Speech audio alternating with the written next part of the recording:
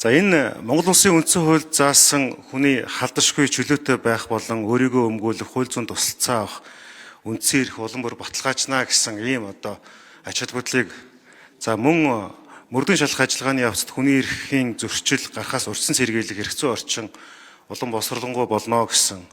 3 дугаарт шүүхийн үйлчилгээний чанар сайжирна гэсэн ийм үндслүүдийг бол дэмжиж байгаа. Гэхдээ бодит нэг нөхцөл байдлыг хэлмээр байна. Юу гэхээр биднэрт бол энэ цаасан дээр хуулиуд хангалттай байгаад байгаамаа. Наад зах нь үндсэн хуулийн дээрээ хүний халдашгүй байдлын маш тодорхой зүйл залтууд байгаад байгаа. Улсын хурал нэг талаасаа хууль боловсруулж баталгаас гадна түүний хэрэгжилтэнд хяналт тавьдаг байх ёстой гэж үзэж байгаа. Энэ бүрэн эрхийг хэрэгжүүлэхийн тулд бас сая өнгөрсөн жил бид 11 сард Улсын хурлын хүн төвтэй байх энэ стратегийг боловсруулад энэ стратегийнхаа хүрээнд энэ хуулийн орчны экосистемийн цусны эргэлтэн жигд тархдаг гүйдэг байх тухай байнга л ярьж байгаа. Тэгээ энэ тохиолдолд нэг том асуудал байгаад байгаа нь хэрэгжүүлэлтийн асуудал байгаад байгаа. Ер нь бид нар хууль тогтоохдоо хүнчлэлийнхаа хэрээр хөлөөж ийн гэдэг зарчмыг бас толгоноос авч хаймаар байгаа юм. Өөрөөр хэлбэл бодит нөхцөл байдалд тааруулж хууль батлах гэхээсээ илүүтэйгээр ямар тохиолдолд хүний эрхийг хангах ёстой бөгөөд тэр хүрээнд тухайн хуулийг имплементашн буюу хэрэгжүүлэлтийг яаж хангах вэ гэдэг дээр бид нар маш их ач холбогдол өгдөг байх ёстой.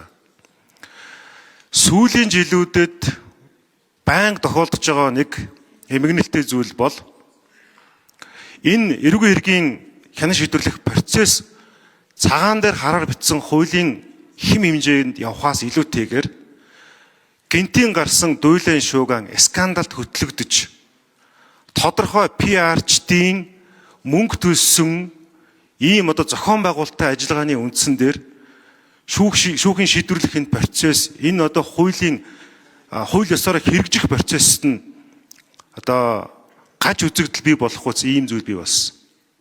Маш олон хэрэгүүдээр бид нар харж байгаа. Заримдаа энэ хуулийн процесс өөрөө сонголттой юм шиг олон нийтэд үзэгддэг болсон. Зарим хэргийг бол баримт тавин баримтууд нь гарч ирээд байхад шалгадаггүй. Зарим хэрэгүүд бол гэрлийн хурдаар явдаг. Энэ тохиолдолд бол цагаан дээр хараар бичигдсэн хуулийн хэрэгжилтэхээс илүүтэйгээр улс төрийн динамик өөрчлөлтөөр энэ зүйл нь шийдэгдээд байгаамаа. Тийм учраас бол хуулийн үйл санааг дэмжиж байгаа ч гэсэн энэ хуулийн хэрэгжилтэн дээр ажил хийсэг маш сайн анхаараасаа гэж хүсэж байгаа. Тэгэхгүй болохоор маш олон кейсүүд дээр бид дуйлан шууган хэвлэл мэдээллийн энэ динамик өөрчлөлтөн дээр шийдвэр гаргалтууд яваад байгаамаа. Энэ бол маш аюултай үзэгдэл гэж үзэж байгаа. Алхамаар сөмөөр эрх зүй төрийнхөө үнэт зүйл зарчмыг гээгдүүлж байгаа. Сүүлдээ түүндээ дасал болж байгаа. Сүүлдээ түүндээ итгэл үнэмшилтэй болж байгаа. Сүүлдээ түүнээ хуулийг давсан хувь хүний үзэл субъектив хандлагыг бид нар тоохоо болж эхэлж байгаа. Ийм аимшигтай үзэгдэл болж байгаа. Тийм учраас хуулийн сайд энэ төслийг оруулж ирж байгаа хүмүүс хуулийн хэрэгжилт яг энэ цаасан дээр байгаа энэ идеологион бодит амьдрал дээр хэм хэмжээ болох дээр анхаараарай гэж захиж хэлье. Баярлалаа.